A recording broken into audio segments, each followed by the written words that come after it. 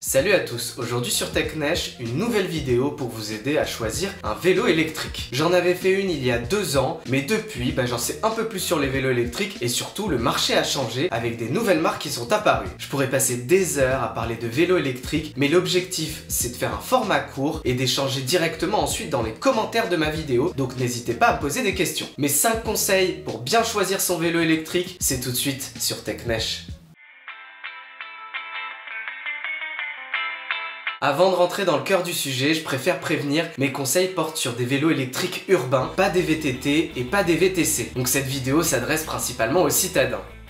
C'est vrai aussi bien pour un vélo que pour un vélo électrique et c'est très important, surtout si tu comptes acheter un vélo électrique pour aller au travail par exemple. Ça veut dire que tu le verras tous les jours et donc il a vraiment intérêt à te plaire. La bonne nouvelle, c'est que sur le marché des vélos électriques actuels, il y a vraiment l'embarras du choix avec des marques comme Cowboy ou iWish si tu veux un vélo plutôt futuriste et des marques comme Moustache ou Gazelle si t'es plutôt classique. Deuxième point important, c'est le confort, surtout si tu fais des trajets supérieurs à 5 km, t'as envie d'être confortable sur ton vélo. Personnellement, en ville, je te conseille de choisir une position droite avec un cadre bas parce que c'est vraiment l'idéal. Déjà, tu enjambes facilement ton vélo et puis surtout, tu as une position droite, donc ça veut dire que tu as un meilleur champ de vision et plus de confort. C'est la question à se poser dès le début parce que tu ne vas pas avoir le même éventail de choix si tu prends un vélo connecté ou non. Si tu choisis un vélo connecté, tu vas être limité à quelques marques, alors que si tu choisis un vélo non connecté, tu vas avoir l'embarras du choix et je vais t'aider dans le choix des équipements, du moteur et de la batterie qui seront les différences principales entre les modèles. Sur les vélos connectés, je peux te conseiller sans problème les VanMoof X3 ou S3. Faut les tester avant, mais l'avantage c'est que tu as des boutiques physiques si jamais tu as un problème. Le iWish, même s'il a une position sport, est un excellent vélo et évidemment le Cowboy que j'ai adoré. Le Volterbike est bien aussi mais moins connecté et pour l'instant je ne suis pas convaincu par la proposition du Angelbike. C'est ce qui fait un vélo électrique. Là on va parler type de moteur et capteur, couple et autonomie en quater. Si tu aimes la sensation scooter électrique, alors je te conseille de prendre un moteur roue avant ou roue arrière avec un capteur de rotation ou de vitesse. Ça veut dire que le moteur démarre après une rotation du pédalier, donc pas immédiatement, mais tu reçois toute la puissance du moteur une fois qu'il est démarré. Heureusement aujourd'hui il y a quand même une petite courbe de progression, mais ce sera pas un pédalage naturel. Les meilleurs moteurs que j'ai pu tester de ce type sont de la marque Bafang. La bonne nouvelle avec ce type de moteur, c'est le prix. Ça va de 900 € à 2000 € maximum en fonction du niveau d'équipement et rarement plus. Si tu veux un pédalage plus naturel et plus progressif, forcément ça va te coûter plus cher. Tu as deux options possibles, soit tu prends un moteur roue avant ou roue arrière mais avec un capteur de pression ou de couple cette fois, soit tu prends un moteur central au pédalier directement. Le capteur de pression permet d'adapter l'assistance en fonction de la pression donnée sur les pédales. C'est donc beaucoup plus progressif qu'avec un capteur de rotation. Sur un moteur central au pédalier, c'est forcément un capteur de pression et de couple. L'avantage aussi qu'il soit au centre du vélo, c'est que t'as pas l'impression d'être poussé ou tiré comme avec un moteur roue avant ou roue arrière. Du coup, avec ce type de moteur, t'as presque l'impression d'être sur un vélo mécanique, sauf que c'est beaucoup plus facile de pédaler. Deuxième point important, c'est le couple, c'est la force du moteur et donc la puissance de l'assistance. En ville, je te conseille d'avoir au moins un couple de 30 à 40 Nm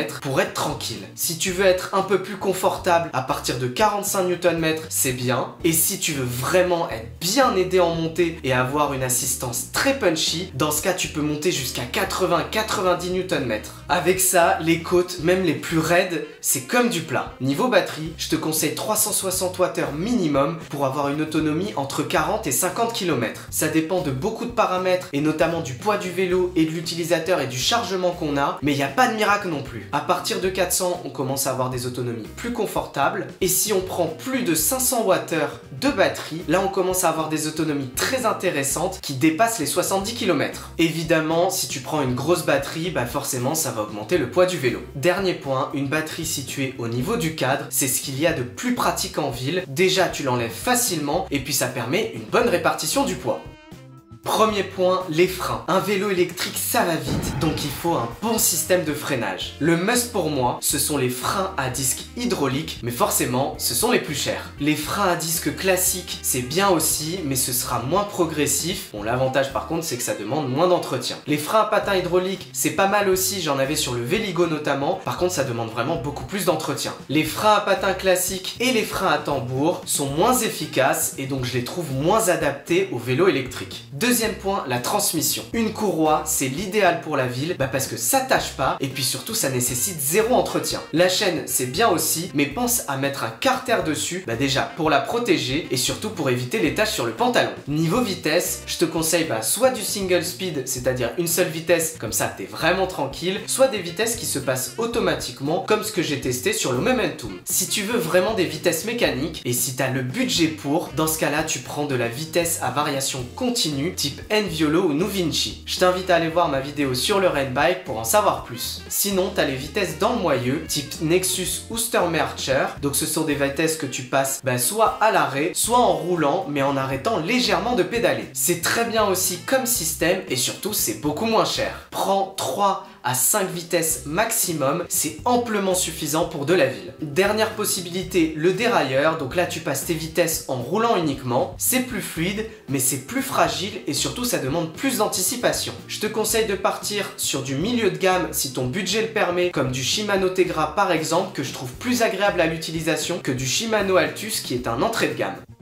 C'est la bonne et la mauvaise nouvelle de cette vidéo. La bonne nouvelle, c'est qu'avec le succès fulgurant des vélos électriques, les villes commencent à construire de plus en plus d'infrastructures cyclables. La mauvaise nouvelle, c'est qu'avec le Covid et avec ce succès, les prix ont flambé. Le Cowboy 4 coûte 2490 €, soit 500 € de plus que la première version à sa sortie. VanMoof aussi de son côté a augmenté de 200 € ses tarifs depuis juillet. Si tu choisis un vélo connecté, niveau budget, tu seras entre 2198 € pour un VanMoof X3 ou S3 jusqu'à 2990 € pour un iWish. Si tu choisis un vélo non connecté, en fonction de ton équipement, la fourchette va être beaucoup plus large. Ça va de 900 € chez Decathlon jusqu'à 4000 € voire plus pour un vélo tout équipé type Moustache ou Riesenn Müller. N'oublie pas dans ta démarche et dans le calcul de ton budget de bien prendre en compte les aides que propose ta région ou ta ville. Et je te conseille personnellement de prendre une assurance pour ton vélo électrique parce que déjà en ville, il y a beaucoup de vols